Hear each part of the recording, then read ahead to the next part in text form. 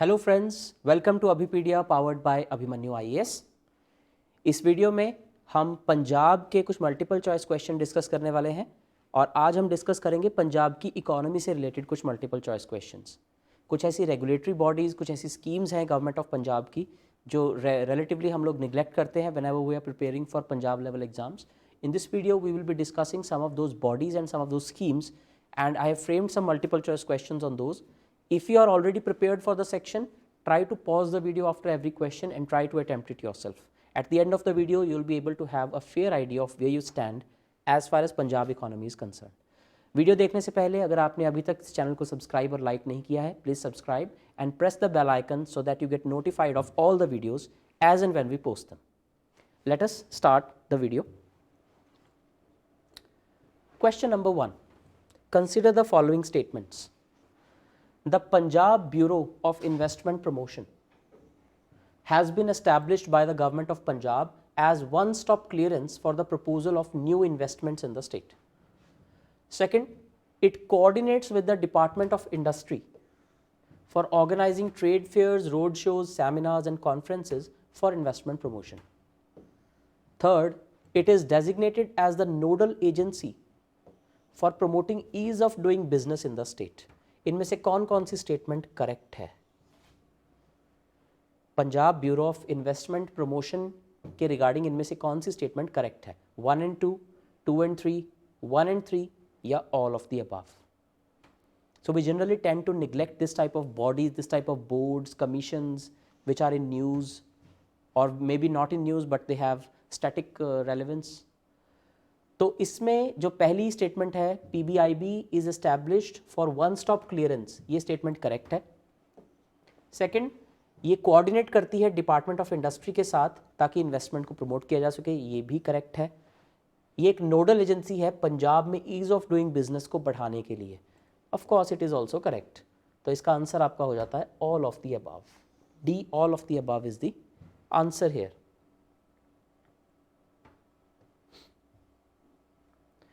तो जो Punjab bureau of investment promotion है, it is under the department of investment promotion.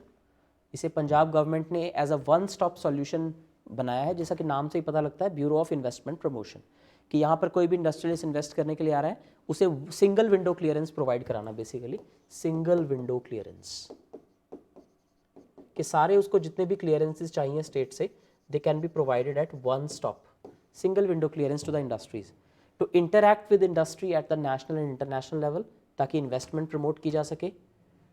To follow up investment proposals. Investment proposal तो आ जाते हैं, there are summits like invest Punjab summit या progressive Punjab summit, लेकिन उसमें सिर्फ मेमोरेंडम ऑफ अंडरस्टैंडिंग ही साइन होने तक कई बार बात रह जाती है. So how to follow it up, उसको फॉलो अप करना भी PBIB का काम है in the departments of union and state governments.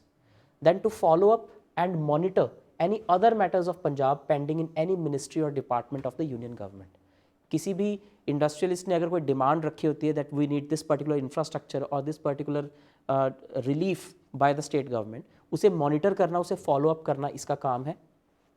Department of industry के साथ कोऑर्डिनेट करना ताकि इन्वेस्टमेंट को प्रमोट किया जा सके. और ईज ऑफ डूइंग बिजनेस को स्टेट में बढ़ाने के लिए this board also acts as, this bureau also acts as the nodal agency. तो सारी स्टेटमेंट्स आपकी करेक्ट हो जाती हैं. Second, what is the name of the scheme run by the Punjab government to provide commercial 2-wheelers and 4-wheelers to unemployed youth at subsidised prices. तो ये scheme कुछ देर पहले पंजाब चीफ मिनिस्टर ने शुरू की थी ताकि पंजाब में जो अनएम्प्लॉयड यूथ है उन्हें सेल्फ एम्प्लॉयमेंट मिल सके. Self employment,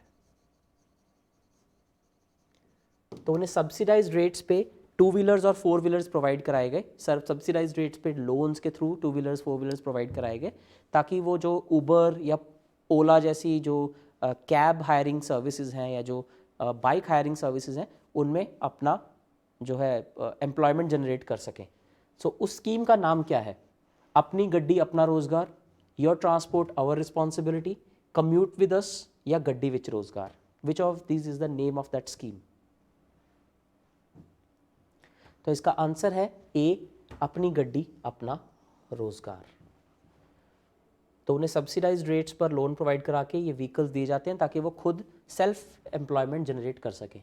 so Punjab government launch this अपनी गड्डी अपना रोजगार scheme bye flagging of 100 Uber motor bikes.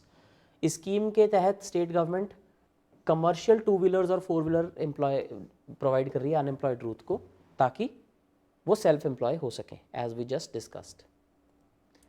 Question number 3, consider the following statements. Punjab small industries and export corporation, Punjab small industries and export corporation PSIEC was set up to assist large scale industries in the state. Okay. Second, it is mainly engaged in distribution of iron and steel materials and promotion of export from small scale industries. Okay. Third, PSIEC has been acting as a catalyst in promoting industrial focal points IFPS of 50 acres to 500 acres in the state. इनमें से कौन कौन सी statement correct है PSIEC के बारे में? 1 and 2, 2 and 3, 1 and 3 और all of the above। अब देखिए इस तरह के क्वेश्चन में अगर आपको बिल्कुल कोई आइडिया नहीं भी है, then one thing you can be sure of is कि इनमें से कम 2 स्टेटमेंट्स करेक्ट हैं, बिकॉज दो स्टेटमेंट्स इनमें करेक्ट हैं और तीनों इसमें करेक्ट हैं। That means only at the maximum only 1 statement is wrong. तो अगर आप इसकी प्लेन रीडिंग भी दें तो आपको इसमें गलती मिल जाएगी, एंड दैट इज कि इसका नाम है Punjab small industries and export corporation. तो स्मॉल इंडस्ट्रीज के एक्सपोर्ट को बढ़ाने के लिए ये लगाई गई है। It was set up to assist large scale industry, large scale के लिए नहीं, स्मॉल स्केल इंडस्ट्री के लिए एक सेटअप की गई है। So first statement is wrong just because of that one word. बाकी दोनों स्टेटमेंट्स करेक्ट है, because at least 2 statements are correct as per the options. तो कई बार ऑप्शन से भी आपको आइडिया लेना पड़ता है। तो the answer here is 2 and 3 only. अगर उसका नाम ही स्मॉल इंडस्ट्रीज डेवलपमेंट कॉर्पोरेशन है, how can it promotes large scale industries, उसके लिए अलग से है। तो प्लेन रीडिंग से ही आपको कई बार क्वेश्चन पता चल सकता है। A question that looks difficult is sometimes not that difficult. तो PSIEC सेटअप की गई थी स्मॉल स्केल इंडस्ट्रीज को प्रमोट करने के लिए, और इसने इंडस्ट्रियल फोकल पॉइंट्स एस्टैब्लिश किए हैं जो कि 50 से 500 एकड़ तक होते हैं। काफ़ी सारे टाउन्स और सिटीज़ में इंडस्ट्रियल या फोकल पॉइंट्स जो हैं वो होते हैं जहाँ पर छोटी इंडस्ट्रीज एस्टैब्लिश की जाती हैं। That is under the PSIEC। Question number 4 काफ़ी सीधा सा क्वेश्चन है और इसकी एक करंट अफेयर्स से डायरेक्ट लिंक है। इनफैक्ट जस्ट 1 वीक बैक, एक हफ्ते पहले की ये न्यूज़ है, एट द एंड ऑफ 2020 दिसंबर 2020 में कुछ एक पर्टिकुलर न्यूज़ रही न्यूज़ में नेशनल लेवल पे, जिसकी वजह से ये क्वेश्चन मैं पूछ रहा हूँ। Eastern dedicated freight corridor EDFC running from West Bengal ends at which of the following districts of Punjab? Options are A. Patiala, B. Jalandhar, C. Ludhiana और D. Mohali. So as I told you already, इससे पिछली video में भी हमने economy के questions discuss किए थे, that economy is a very dynamic subject. Economy में करंट से उसको लिंक करके बहुत सारे क्वेश्चंस बन सकते हैं। तो जो डेडिकेटेड फ्रेट कॉरिडोर है, this was in news because Prime Minister Narendra Modi recently inaugurated a section of this dedicated freight corridor which is known as New Khurja to New Bhopur, जिसे भोपुर Khurja section भी कहते हैं। So dedicated freight corridor है क्या? जैसा कि नाम से पता लग रहा है, ये डेडिकेटेड फ्रेट कैरी करने के लिए रेलवेज ने कॉरिडोर बनाया है। तो रेलवे लाइन होगी जिस पे सिर्फ और सिर्फ फ्रेट ट्रेन्स चलेंगी, इस पे पैसेंजर ट्रेन्स नहीं चलेंगी, सिर्फ फ्रेट ट्रेन्स चलेंगी, ताकि ये स्पेसिफिकली उन लाइंस के पैरेलल बनाई जा रही हैं रेलवे लाइंस जो लाइंस ऑलरेडी बहुत ज़्यादा कंजेस्टेड है। तो वहाँ पर फ्रेट जो है वो 20 to 30 किलोमीटर्स पर आवर की स्पीड से मूव करता है on an average, because passenger trains का ट्रैफिक इतना ज़्यादा है that the freight can not be carried on in a reasonable speed. तो मान लीजिए अगर पंजाब से वेस्ट बंगाल तक कोई ट्रेन जानी है फ्रेट की, तो वो 20 to 30 किलोमीटर्स पर आवर की स्पीड से अगर मूव करेगी, it will take around 1 week to reach West Bengal. लेकिन अगर डेडिकेटेड फ्रेट कॉरिडोर बन जाएगा तो उस पर average speed 80 to 90 kilometres per our रहेगी, जिससे कि वो एक हफ्ते का जो ट्रैवल टाइम है वो कम होकर 2 या 2.5 दिन का रह जाएगा। सो डेडिकेटेड फ्रेट कॉरिडोर 2 बनाए जा रहे हैं इंडिया में, यानी कि अगर हम इंडिया का मैप देखें समथिंग लाइक दिस, तो रफली अगर ऐसा सा मैप है इंडिया का, सो समथिंग लाइक दिस, तो यहाँ पर लुधियाना यानी कि सान्नेवाल से लेकर this eastern dedicated freight corridor will go till दंकुनी।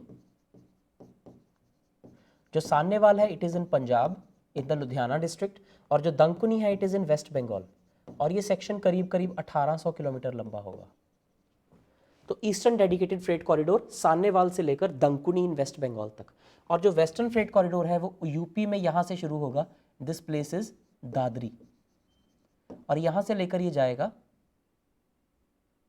यहाँ तक which is Jawaharlal Nehru port. तो पोर्ट से लेकर इंटरनली लिंक्ड पूरा का पूरा ईस्टर्न इंडिया और वेस्टर्न इंडिया और नॉर्दर्न इंडिया, तो ये एक तरह से eastern dedicated freight corridor 1800 kilometre लंबा और वेस्टर्न फ्रेट कॉरिडोर करीब 1500 किलोमीटर लंबा। So around 3300 kilometres of dedicated freight corridor, एक रेलवे लाइन जो कि पूरी तरह से इलेक्ट्रीफाइड होगी, डबल ट्रैक होगी और उस पर सिर्फ फ्रेट ट्रेन चलेंगी at the average speed of 80 to 90 kilometres per our, और उन पे कोई स्टॉप नहीं होगा। और जहाँ जहाँ पर स्टॉप्स बनाए गए हैं उन सभी स्टेशन के नाम के आगे न्यू लगता है। तो खुर्जा स्टेशन ऑलरेडी है इंडियन रेलवेज का, भोजपुर स्टेशन भी है, लेकिन न्यू खुर्जा का मतलब है कि ये डेडिकेटेड फ्रेट कॉरिडोर का स्टेशन है, और इसके लिए एक अलग से बॉडी क्रिएट की गई है which is dedicated freight corridor corporation of India limited, DFCCIL। तो ये कॉरिडोर जो है अगले दो से 3 साल में पूरा कंप्लीट होने की इसकी उम्मीद है। रिसेंटली ये न्यूज़ में इसीलिए था क्योंकि new Khurja new Bhojpur section जो है करीब 350 किलोमीटर का सेक्शन है, यूपी में फॉल करता है, इसका रिसेंटली इनॉग्रेशन किया गया, फेज बाय फेज इसको इनॉग्रेट किया जा रहा है, एंड उसके ट्रायल रन में जो इसकी एवरेज स्पीड है that is 85 kilometres per our.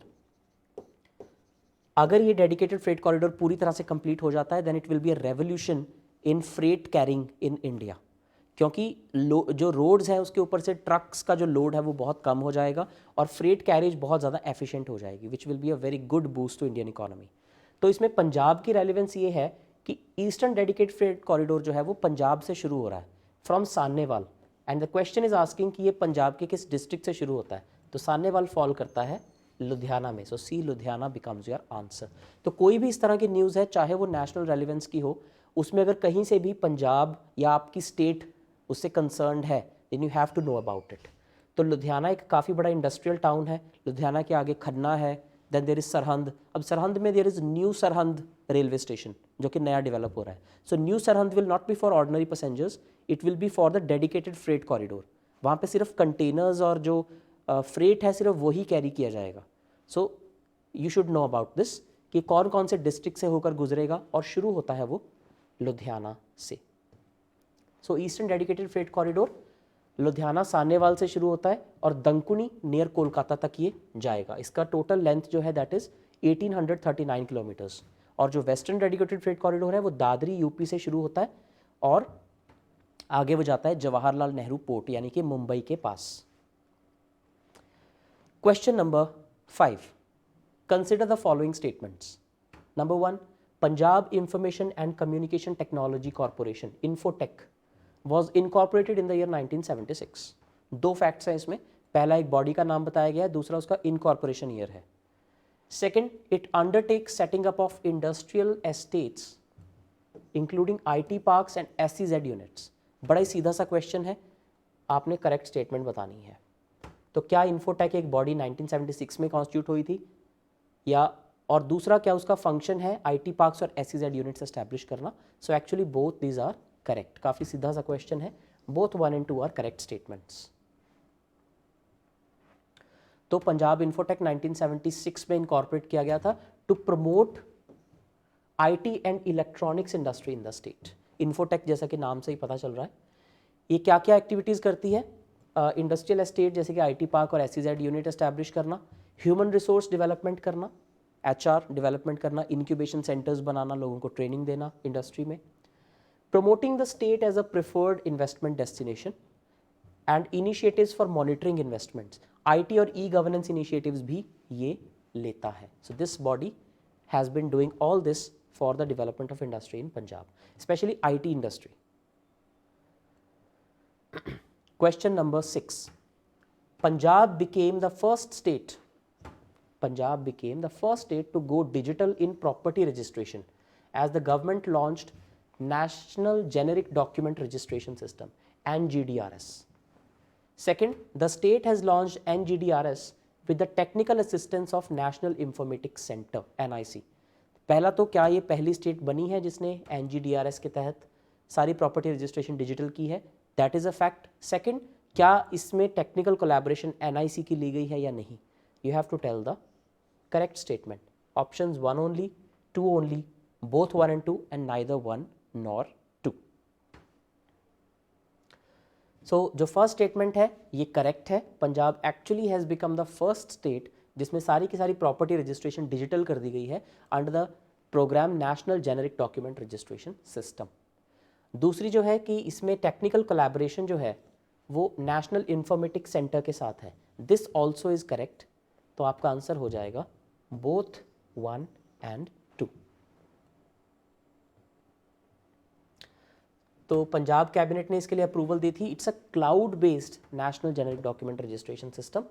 Punjab was the first state to go digital in property registration और it will ensure transparent and corruption free governance in online property registration. Right. तो ये हालांकि 2018 में ये सिस्टम इनॉग्रेट किया गया था but it is very very important. That's why I have included in this in the question. ये ज़रूरी नहीं है कि आपको सिर्फ करंट ओरिएंटेड ही पूछा जाएगा. If a body has been created even if it has been done 5 years back और 10 years बैक लेकिन आज भी उसकी रेलिवेंस है then it can be asked in the exams of Punjab. ऐसा पहले देखा गया है. 7th question, which of the following statements are correct? The PAU organizes Kisan Mela at the main campus of University at Ludhiana. So PAU here is Punjab Agriculture University.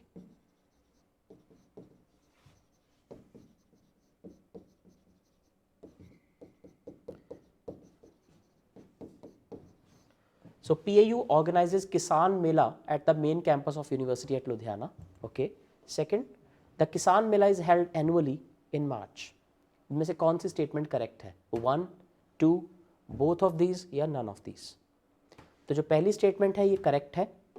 PAU का किसान मेला हर साल Ludhiana campus पे ही लगता है लेकिन ये annually नहीं लगता, ये साल में 2 बार लगता है. So second statement is incorrect. तो आपका आंसर हो जाएगा 1 ओनली.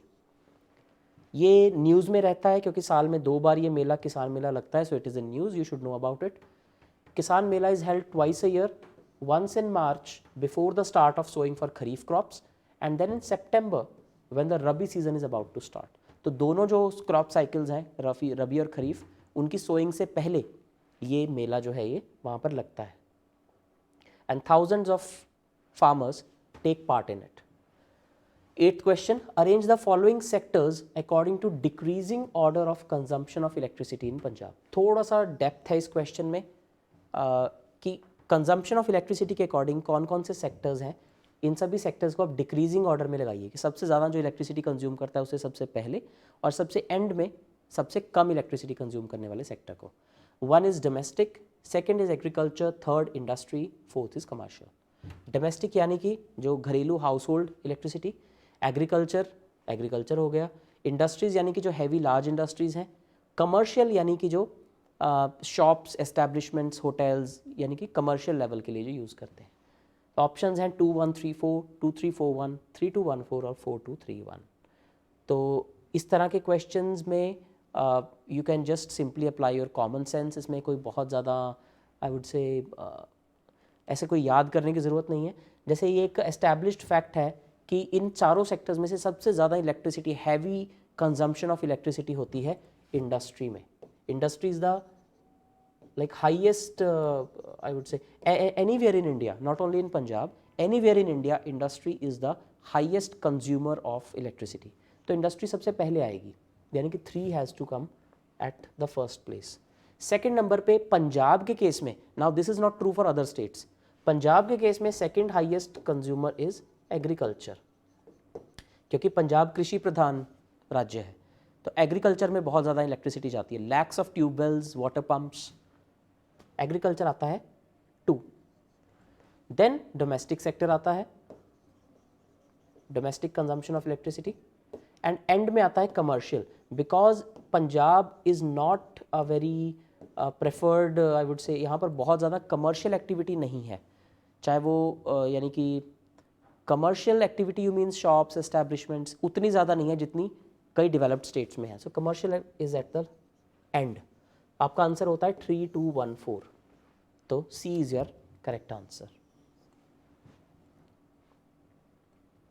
तो इंडस्ट्रीज़ 34% कंज्यूम करती हैं, एग्रीकल्चर 30% करता है, डोमेस्टिक 25% और कमर्शियल करता है 11% electricity consumption. Ninth question, which city of Punjab is known as the iron bird of India due to high volume of cast iron production here? Cast iron production बहुत ज़्यादा होती है, इसलिए इस पर्टिकुलर टाउन को iron bird of India भी कहा जाता है. ये कौन सा शहर है पंजाब का? लुधियाना, डेराबस्सी, बटाला या फिर जालंधर? काफ़ी सीधा सा क्वेश्चन है, कोई इसमें स्टेटमेंट नहीं है, कोई कॉम्प्लेक्सिटी नहीं है. You have just have to know कि आयरन बर्ड ऑफ इंडिया किस शहर को कहा जाता है, और उसका कारण भी दे दिया गया है, due to high volume of cast iron production here. तो इसका आंसर है C, Batala. So Batala is the 8th largest city in Punjab in terms of population. ये गुरदासपुर डिस्ट्रिक्ट में फॉल करता है in the Majha region. Batala is known for cast iron and mechanical machinery. Batala is also called iron bird because of high volume of cast iron production here. इसी तरह से कुछ और इस तरह के नाम दिए गए हैं कुछ शहरों को, जैसे स्टील सिटी ऑफ पंजाब या मैनचेस्टर ऑफ पंजाब. तो आपको पता होना चाहिए कि ये कौन कौन से हैं. 10th, which of the following is the nodal state agency for development of new and renewable energy and non conventional energy in Punjab? Punjab में रीन्यूएबल एनर्जी को डेवलप करने के लिए नोडल एजेंसी कौन सी है? काफ़ी न्यूज़ में रहती है, इसलिए मैंने ये क्वेश्चन पूछा है. पंजाब इनफैक्ट कोई भी स्टेट हो इंडिया की, आए दिन रीन्यूएबल एनर्जी में हम बहुत अच्छी डेवलपमेंट कर रहे हैं, चाहे वो सोलर हो, विंड हो, रूफटॉप सोलर हो, चाहे कैनाल बेस्ड सोलर हो. So this agency is always in news. तो कौन सी एजेंसी है? A, energy department, B, Punjab state electricity corporation, C, Punjab energy development agency, और D, Punjab energy development corporation. तो इसमें से कौन सी वो बॉडी है जो रीन्यूएबल एनर्जी को पंजाब में प्रमोट करने के लिए स्पेसिफिकली टारगेटेड है, और nodal agency rather? So the answer here is C, Punjab energy development agency और पेडा. न्यूज़ में रहती है ये बिकॉज कभी भी कोई नया इनिशिएटिव जब स्टेट गवर्नमेंट लेती है for promoting renewable energy, the PEDA is the agency that is authorised to implement that scheme. तो ये आपको पता होना चाहिए. So Punjab energy development agency और PEDA, it was formed in September 1991 as a state nodal agency for promotion and development of renewable energy. State nodal agency for renewable energy programs, projects and energy conservation programs as well. और पेडा का अगर कई बार statement based question आ जाता है तो आपको थोड़ी सी depth में पता होना चाहिए. It is registered as a society under the society registration act of 1860. तो it's a society registered as a society under the society registration act of 1860. तो ये थे कुछ इंपॉर्टेंट क्वेश्चंस पंजाब की इकोनॉमी से रिलेटेड. आई होप आपको ये questions पसंद आए होंगे. So if you like the video, please like, subscribe and share it with your friends. Do not forget to subscribe to the channel, press the bell icon. और आपको ये video कैसी लगी, do let me know in the comment section. If you want more such videos, let me know in the comment section. Thank you and all the best for your exams.